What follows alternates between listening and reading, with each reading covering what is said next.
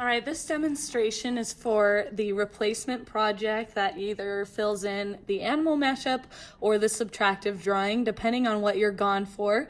So all you need for this is a piece of paper and then a ruler.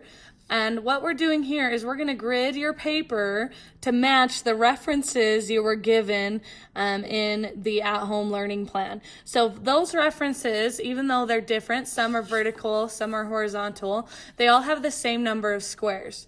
So we're going to get your paper to match the references so that when you do your grid drawing, it matches those papers there.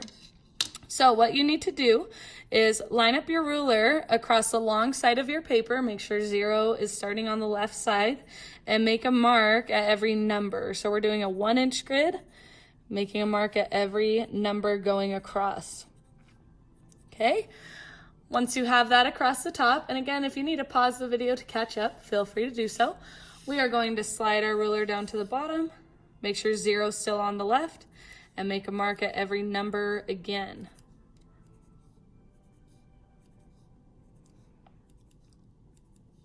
All right, and once you have the marks across the top and bottom, you are going to line up your ruler to connect your marks and drag your pencil down.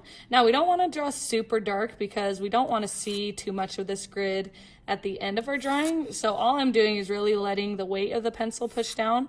I'm not making my lines super dark. If you can even go lighter than this, that would be good. I'm just pushing kind of dark because sometimes my camera doesn't pick up my lines if I draw too light. So the lighter, the better, really. Okay. So we have our grid lines going top to bottom when our paper is horizontal, but now we need our grid lines going the other direction. So starting on the right side of our paper, 0 is starting at the top. I'm making a mark at every number again. This time I'm going to stop at the number 8. Again, if this video is going too fast, remember you can pause it to catch up. So you'll notice we have a little bit of extra space on the bottom, but that's okay because your references also have extra space. They have one row that's like a half a row because I made those references match a regular piece of paper.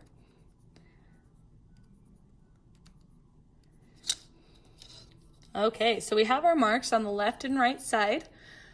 What we're going to do is line up our ruler to connect our marks and drag our pencil across.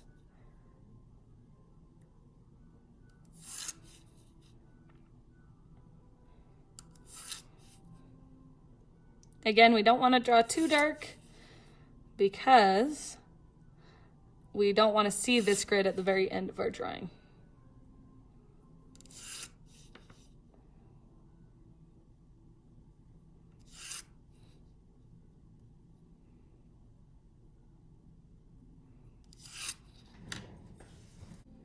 Okay, now we've got our grid done, so I'm going to just show you what I mean by these references. So these are the ones that you have to choose from. There's some animals, there's some scenery, so choose the one that you want to do. One thing you'll notice though, if we count our squares, so this has 1 to 11, so let's count 1, 2, 3, 4, 5, 6, 7, 8, 9, 10, 11, perfect. And then A through I going this way. A, B, C, D, E, F, G, H, I is the extra little space. So all of these references match the grid that we just did. You just might have to turn your paper depending on the reference. So for example, if I wanted to draw this chicken, I'm going to have it on my screen here. Now what I should do is I should label my grid to match this one. So A through I goes across the short side, 1 through 11 goes across the long side. So I'm going to label that. I'm going to turn mine. Remember, I is the little row, so A would start here, and I'm labeling it very lightly.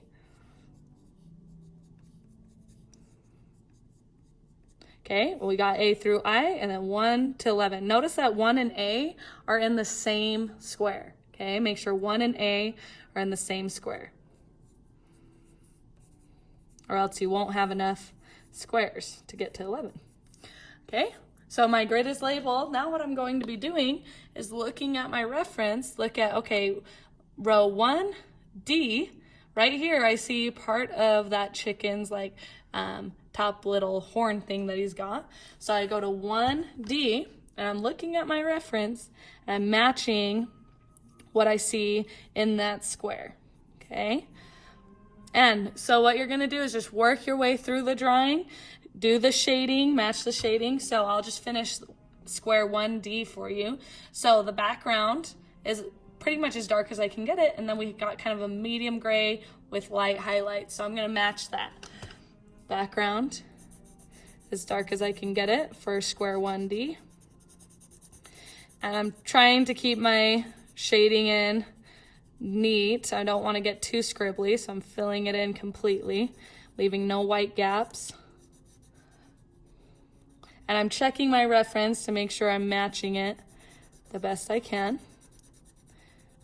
Okay, I got the background of square 1D, and now I just need to shade the rest, because it's not pure white.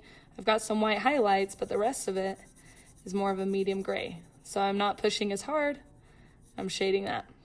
So I've got one square down and many to go. There's 1D, there's 1D. So you continue on, and again, you're gonna submit this. Either this is for your animal mashup or your subtractive drawing, or both, depending on your timing of your quarantine or your absences. So make sure you follow the directions on the at-home learning plan. Again, this would be submitted either under animal mashup or your subtractive drawing.